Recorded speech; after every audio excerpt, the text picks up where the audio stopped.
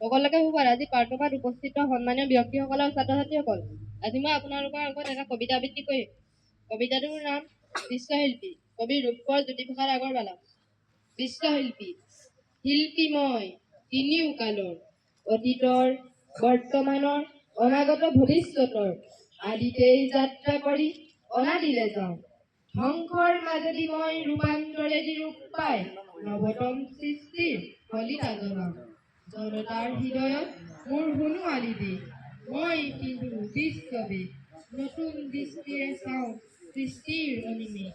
নানা ভাষা, নানা আশা, নানা জাতি বৰ্ণ চিনি মই শুনো ঋণী ঋণী বিশ্ব জনতাৰ এক অপূৰ্ব সংগীত। সেই সংগীতৰ প্ৰতিধ্বনি তোলো মোৰ গানে সুৰে সাম্য সমৃদ্ধি মহামহত্বৰ পাতিবলৈকে শান্তিৰ নৱলোক এই পৃথিৱীত। ধন্যবাদ।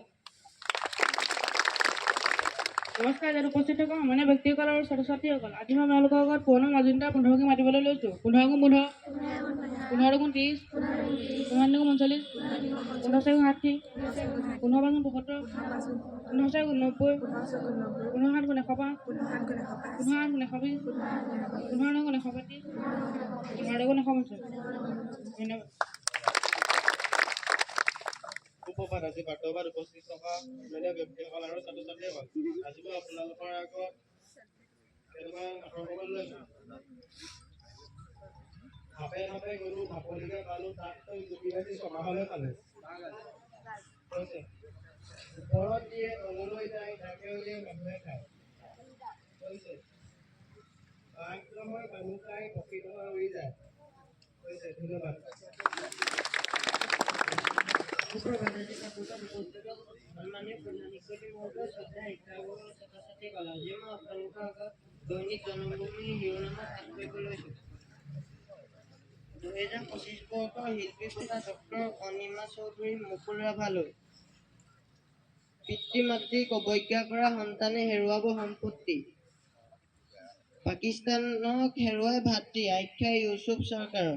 13 বছৰৰ মূৰত বাংলাদেশ ভ্ৰমণ কৰিব পাকিস্তানৰ বিদেশ মন্ত্ৰীয়ে।